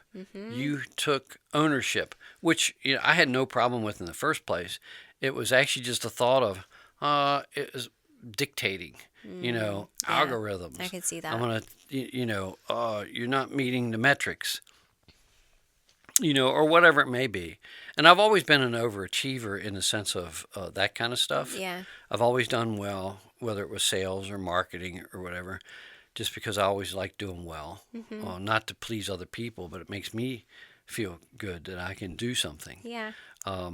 But when she did that, and I was like, so that was actually a lesson, and it was kind of nurturing. So they again came alongside you instead of, and she was so much younger. I was like, where'd you get that from? Authenticity. Yeah, It was where did authentic. She cared, and it came through. And I Yeah. don't think she sat down and thought my strategy is going to be to walk in this room and say that it's optional, and that's going to rewire his brain. I think she was probably just authentically saying, "I'm not going to force you to be here, but I really care." And you know what I mean? Yeah. It's true. It's very effective. I Yeah, love so that. had a great relationship working. Matter of fact, we made a good team when we go out to meet people and so forth. It was like you always have those personalities that go one way or the other, and when you have different personalities, you can. And if you're good at reading the situation and people, you know who that person is gravitating towards. Yeah. And you learn to shut up, which that's one of my weaknesses. But so if we went out on a business call of some sort, I would identify, and I'm sure you would too, who's this person connecting with, Yeah. Oh, yeah. and let them take, and then you interject when you need to, or have something to do. So that's actually when two good leaders can come side by side like that. Yeah. That's when you make a difference. Yeah, really does make a difference. Well, before we move on to the next thing here, I don't want to miss the opportunity to share with people where they can get your books. Oh, Can in my you share? house, in my basement. No, Go to Rich's basement. it's a That's million not seller. creepy I got at a all. million in a cellar. Nice. Where can they get a copy? They're available here locally at Soldenberger's Hardware, Soldenberger's Home and Hardware, Gotta 832. get used to that. That's right, 832 Berryville Avenue, and we stock them on the shelf. We actually have a local author section. I love we don't that have section. we don't have everybody, because we have a lot. It's amazing how many local authors that we have, Yeah. and they're very talented. And of course, then I just wedged my book in there because I work there. No, you're very talented too. You earned your No. place. So I was like, no. Move the books to the side. So they're there. And then they're also available on Amazon. You can just search them up on the title. Okay. I'm an independent author. I don't have a publisher. I am my own publisher. That's awesome. I know that a lot of other people are using publishers. I think Jay has a publisher. Pew Pew Publishing. Pew Pew. Does he do it through Seth with Pew Pew? I Or don't. did he do it separately? I think his was Genesis. Oh, maybe. I think. Yeah, I guess Seth came up with Pew Pew long after Jay released his Okay. first book. No, I didn't know that. Maybe I'll connect with Pew Pew. Yeah, Pew Pew. It's like no, I did mine. I did. Speaking of the book, they had asked me yesterday who did the illustrations, and I did not do the illustrations on Egan. That Okay. I hired an illustrator to do that. Excuse me. The second one, Maya's Magic Words, I did using my my graphic skills. And I did use some AI Oh, in there cool. to create the images in there, because it's Yeah. more of a chapter book. Mm-hmm. But so that one, actually, to be honest with you, every piece of that book was me. I was like every piece, and the rewrites, the fighting back and forth with getting it through the publisher. Amazon Okay. is the publisher, but you Yeah. still have to meet the criteria.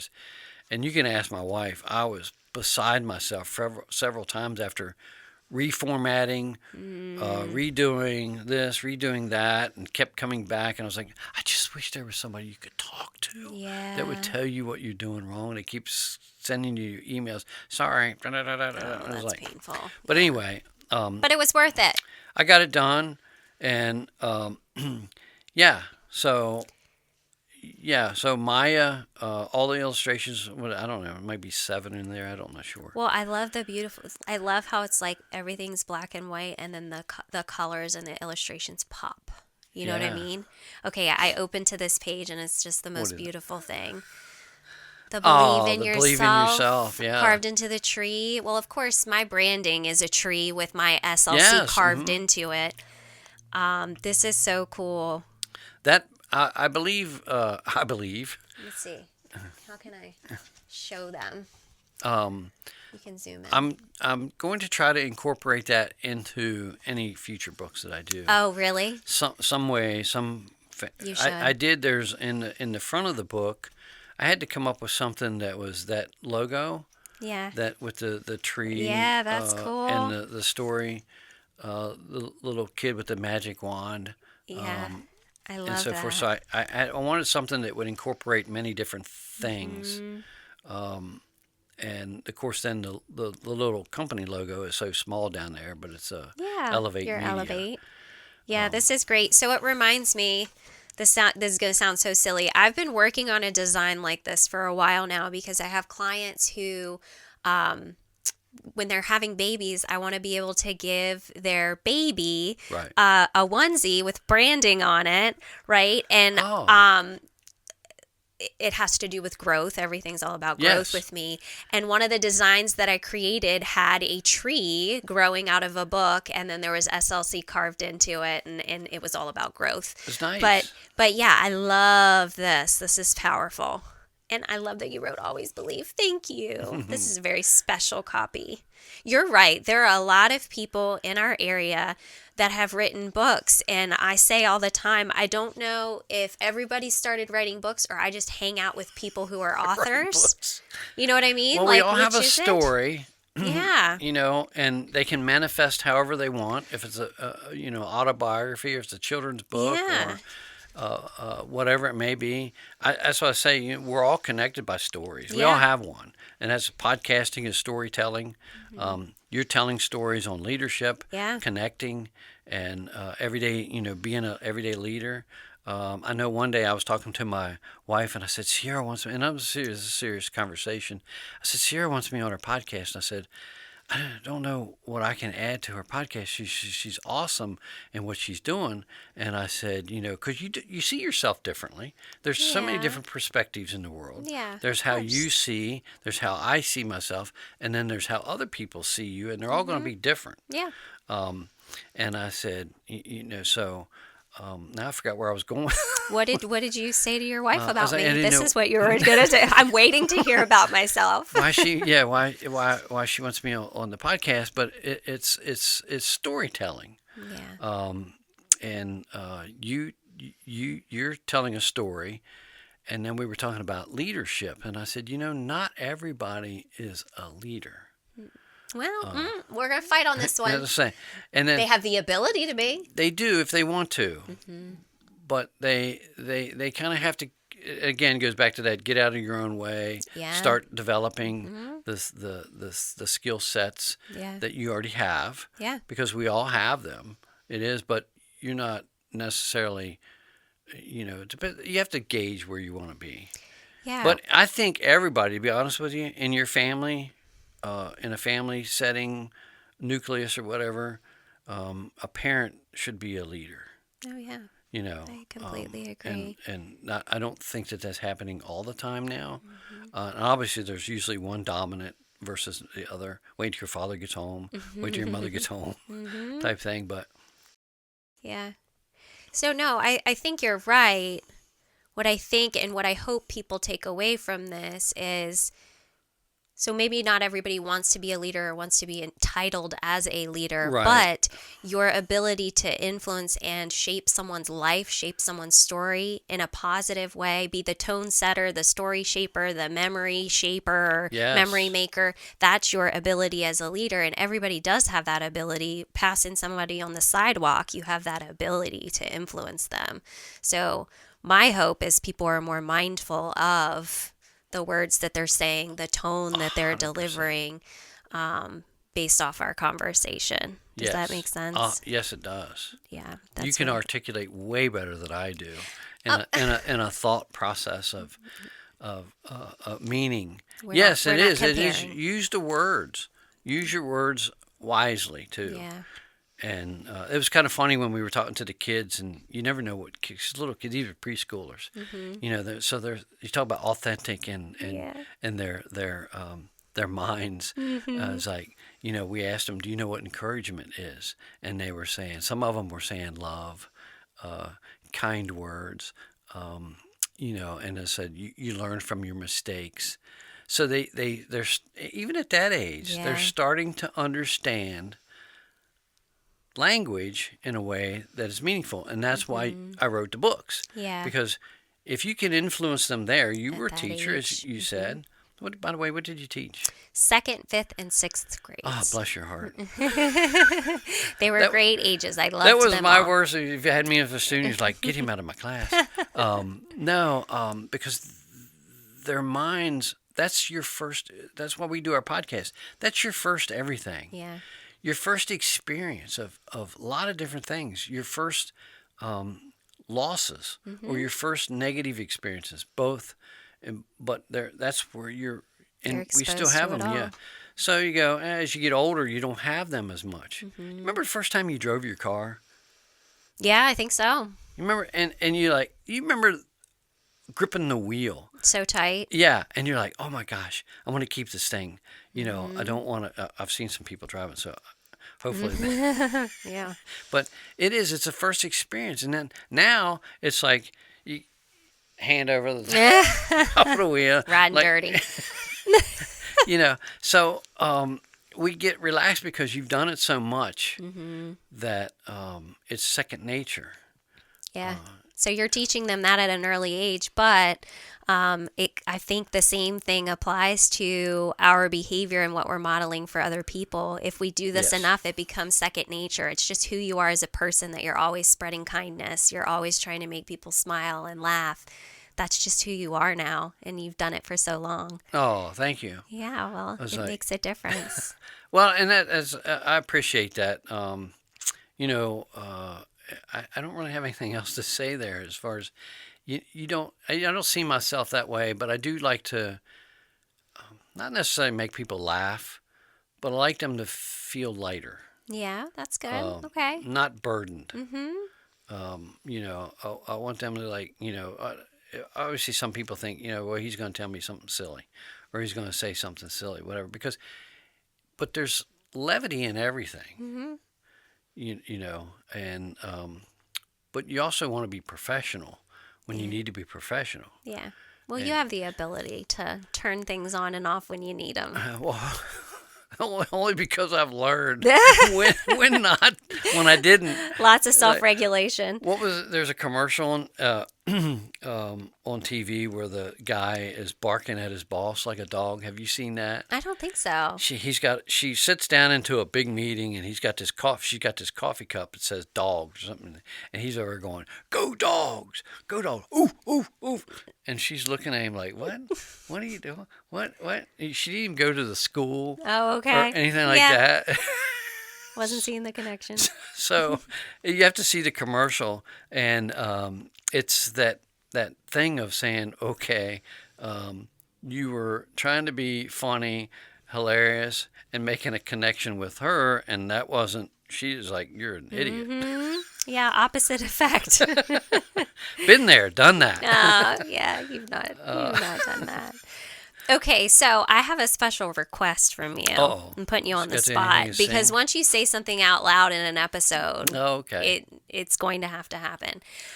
I do want to have you back a second time for a whole separate conversation, because Okay. I want to spend time just talking about social media with you, because I don't like social media because of the way it makes me feel when I scroll through things, Right. and so I avoid it. But what you do is very different, and I think it's worth a conversation about the value of that and what we're contributing on social media. I would Yes. love to have you back for a conversation about that. Yeah, next week. Would No, you I'm just come kidding. back? Certainly. Okay. Absolutely, I would. I would love that. Yes, because that goes right into everything. I think so too, and I want to give it the time it deserves and not rush it. So let's do that. So, a segment in season 2, which I know you don't know exists because you didn't even know that this setup exists. We do a leadership in the wild. We identify a leader in our lives that we just want to give a shout out to, who's doing a great job, who's having an impact. And I always pick somebody each week, and I have my guest pick somebody, and I didn't warn you about it. Oh. I did that intentionally because I told you you're good on the fly. But I wanted to highlight you, not just because you're sitting here, but also you connected with the chain of checks and Barry Lee and all of Barry. that. I really think it's a great opportunity for you to be able to share for a moment about that cause and what it is and what has been achieved, because you're doing amazing things. When you joined in and collaborated, it has continued to grow. So do you mind sharing about the chain of checks? Well, first of all, thank you, but I would have to, and in all honesty, I just assisted Barry a little bit. Barry Lee, phenomenal man. You've had him on your podcast. Yeah. You talk about soothing voices, nurturing voices, leadership through the voice of the valley for years. Such an amazing person, and I connected with his story. One, because I was kind of there, but I wasn't. I was actually working in the mall at Apple Blossom Mall, and when they launched the chain of checks, and I remember coming on the radio and his vibe of wanting to collect these checks. And people still write them, by the way, and just making a chain around his office, seeing how many, and his story of him out chopping wood, on his at his cabin, and just the thought came to him.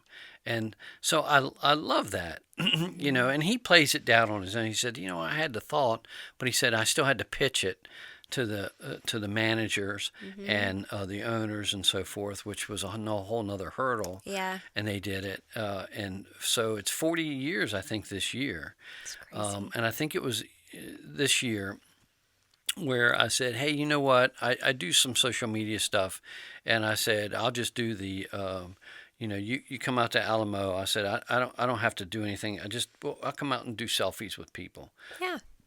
And not thinking that, again, that I'm anybody of any importance, but I think people like to be connected. Oh yeah. And Anybody would Lisa want a Herndon, selfie. who was on his partner on the show for many years. She assisted with that, and basically all I did was I just showed up, and for every selfie we took, I donated $1 Yeah. to the chain of checks. And then I thought, you know what, this is such a great cause.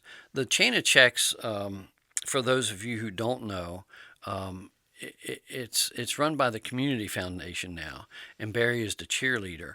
But it actually goes into a pool of money, and then they disperse the money out to needy nonprofits. And Barry's on the committee that helps select those nonprofits every year. So there's, I don't know how many collection pots that he uses, coin collections and different things through the community. But they do it online at the website.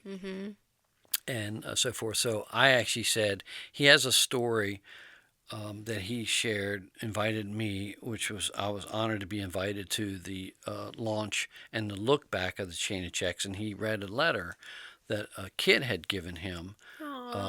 Corey was the child's name, and so I read the letter on social media. I just did a little episode on it. I think it was probably like 2 minutes long.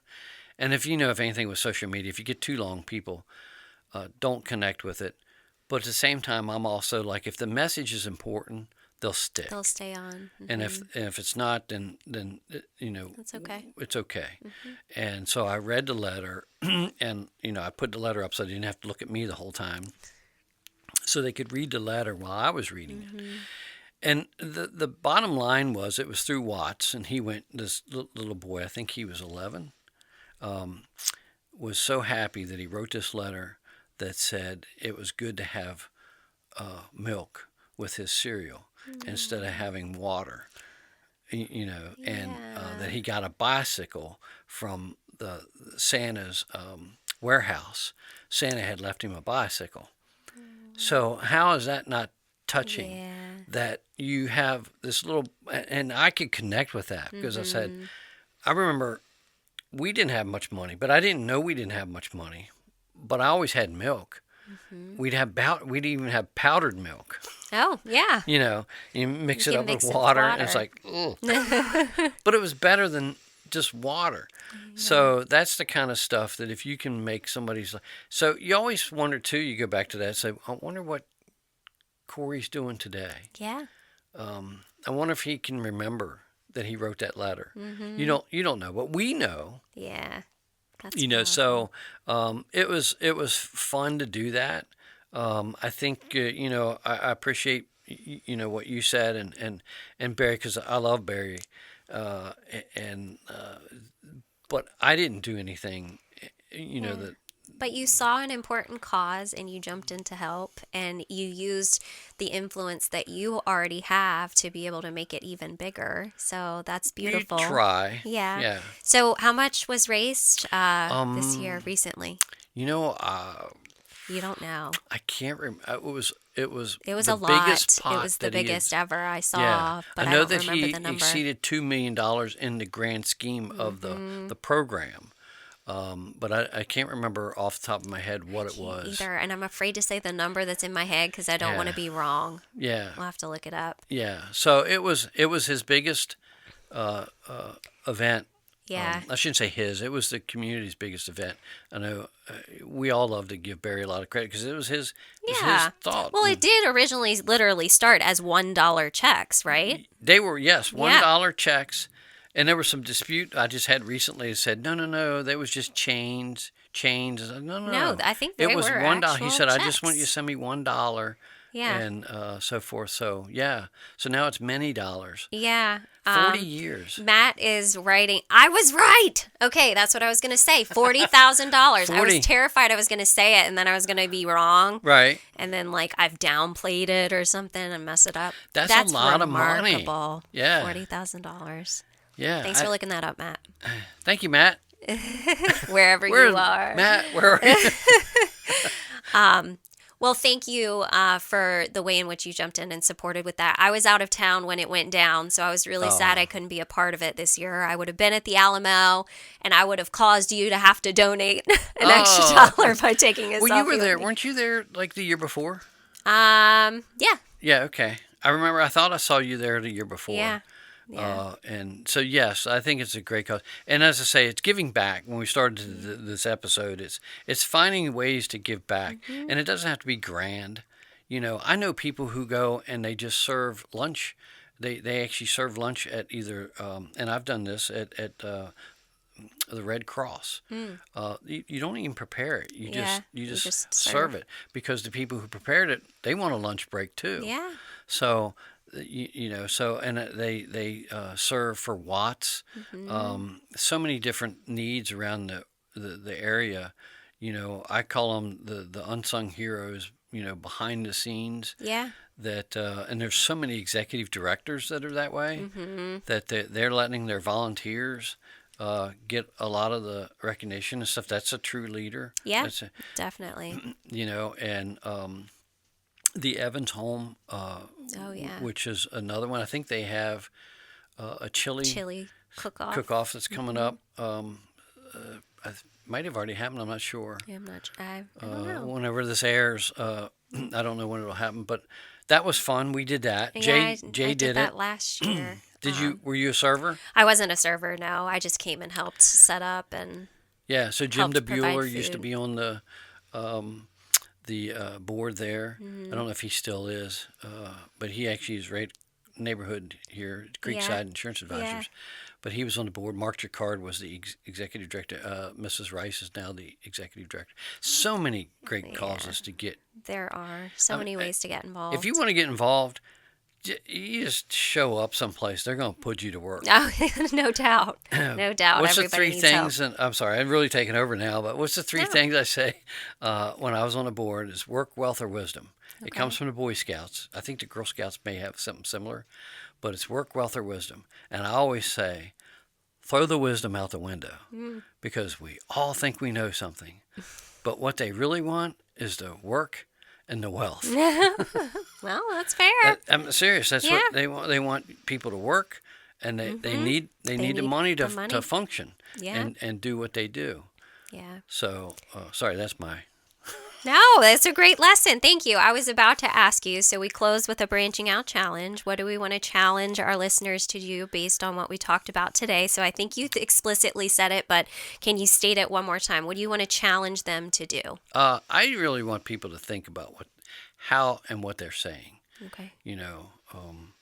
Use your words, and I can say this because I always don't use my words effectively when I should say, in a kind way or a meaningful way. You'll say things out of anger that you probably shouldn't say, whether they're true or not. But lifting other people up is important, and get out of your own heads. What is it Henry Ford said? Whether you think you can or you can't, you're right. Yeah. And that's true. And there was another quote that I had that I wrote it down because I always say it wrong. Okay. So I was going to read it to you. Okay, let's hear it. So this is it's John Quincy Adams. Okay. And not very many people quote John Quincy Adams. I don't hear it very often. So to go into your line, more of your line is this: if your actions inspire others to dream more, learn more, do more, and become more, you're a leader.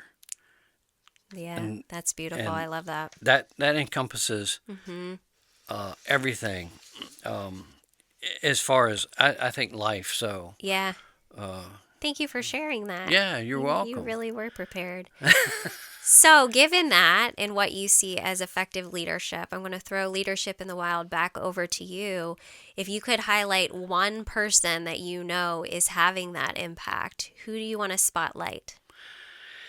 Gosh, there's so many. We dropped the names of several people, but it's hard to pick just one. One person, I think. Would you have them on your show, or would you think about having them on your show? Yes, actually, Matt and I just discussed a new thing that we're going to do is we want to ask each of the guests who they recommend we invite on the show and then make the connection. So who is it? I would actually, Patty Soldenberg. Oh, yeah, of course she can come on the show. I'm just saying. I'm pretty sure I asked her before, but you guys were in the middle of something kind of important at the time. She's crazy busy. Yeah. Yes, her energy level, she's very thoughtful. She doesn't know the word no. Yeah. And a strength and a weakness. Yeah, and I always, and she'll tell you, I always say, Patty, you got to learn to say no. Yeah. No.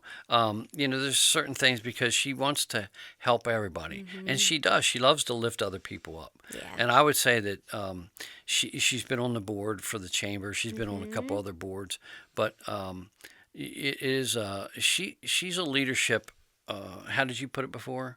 I don't know exactly how you phrased it, but I don't either. For this segment, I said Leadership in the Wild. No, it was something else. But okay. I don't know that she's always intentionally leading. Oh, okay. It's just part of. Yes, I know what you're trying to say, but I don't know what I said earlier. But yeah, so I would actually, she'd be somebody. Okay. Her good friend, her husband is a wonderful leader, but he's been having some problems speaking, so he wouldn't.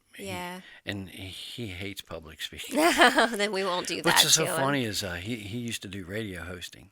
Oh, I didn't know that. He would do bluegrass in the basement of a building, and I think that was one of his dreams to be a DJ or something at one time. And he's great. He used to be really awesome at voices, imitating people and stuff. So anyway, and he's having challenges with his voice now. That's so sad. yeah, and a beautiful singer. Okay. It is, and I can't remember what it's called. Patty, she could tell you, but it's an air issue with his vocal cord. So it's kind of like it gets raspy. Okay. And he has to push extra air. Okay. Anyway, That's tough. yeah, it can be frustrating. I'm sure. Yeah, Yeah. frustrating for sure. But she would be one. Okay. Yeah. Well, and I would say if you haven't had Barry back on, yeah, I know. mean, there's so many. I could have him on every time. I don't want to take advantage of the man, but yes, I would love to have Barry Lee back on. There's plenty to talk about with him. Can I give you another name? Yes, please. I give you another name. What's his name? Chuck Swope. Oh, I know Chuck. Yes. Okay, yeah, he's great. Insurance. Yes, insurance Chuck, real estate Chuck. Yeah, there's a lot of sides of Chuck. He's a very good leader, very good communicator. He could walk over. Yeah. They own Remax Roots. Him and Sheila packed, and he's partners with Jim DeBueller. And it's so interesting because if he shares his story of success, it's one of those out of desperation. Okay. Yeah. And he actually did a leadership program, and I can't remember the name of it right now. So he understands. Yeah. He understands what a leader should be and can be, but we all lead differently. Yeah. Yeah. Yeah. No, I feel like the last time he and I sat down and had a coffee was probably over a year ago. It's been a long time, so I will reconnect with him. That's a good idea. And have Matt on your show. Yeah, I could do that from time to time. Yeah, we'll think about it. No, he just comes in on the intercom at the worst of times. That's okay. He's like, wrap it up. Yeah. She only ever brings me in when she can't think of anything better to talk about. Honestly, it's and true. that's why I'm on this show. Stop it. That's not true at all. I love those recommendations. Matt, write them all down. I seriously, and those are all wonderful people. You're exactly right. Thanks for spotlighting them. Thank you for taking time out of your day, your Friday afternoon to spend with me and to share this message with everybody. It really means a lot. Thank you for this book. I can't wait to take it home and read it to Caleb. I'm excited. And I'll have to report back the reaction to it and what we learned. But keep doing what you're doing. You're having an amazing impact on so many people. Oh, thank you. We love you very much. And you too. Oh, thank you. Almost my Valentine. Oh, yeah, that was so funny when you said what was the key? Today is the 13th. I always have to look. Yeah. Actually tomorrow will be I think it's my 5th year anniversary. I started at Sullenberger's Hardware on Valentine's Day. Oh, well, I remember when John asked me to start, I was like, "It's Valentine's Day. That's a weird day to start." You love what you do. But no, it's all good. I appreciate you having me on. Yeah, happy almost Valentine's hopefully, Day. I delivered some useful tidbits. You certainly did. More than I would have delivered if I was sitting here by myself today, that's for sure. There's that, right? Yeah. Well, thank you. And thank you for sticking through to the end of the episode. We hope you found value in today. And if you think somebody would benefit from listening to this episode, feel free to share it with them. We would love to hear from you. If you are having leadership challenges and you would like some perspective, some ideas on how to work through things, shoot us an email at info@branchingoutpodcast.com. We want to hear what you need, how we can support you. It might be the next topic for an episode, so reach out. Be sure to subscribe so that you get those notifications every Friday at noon Eastern Standard Time when our new episodes drop.